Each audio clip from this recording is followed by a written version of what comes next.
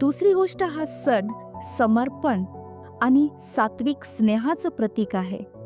ज्या पद्धतीने आपण बऱ्याचदा ही गोष्ट ऐकण्यात आलेली आहे, पाहण्यात आलेली आहे की द्रौपदी आणि श्रीकृष्णामधील एक सुंदर नातं, ज्यावेळेस श्रीकृष्णाचं बोट कापलं गेलेलं होतं त्यावेळेस द्रौपदीने आपलं रेशमी वस्त्र फाडून श्रीकृष्णाच्या हातावर बांधलं होतं.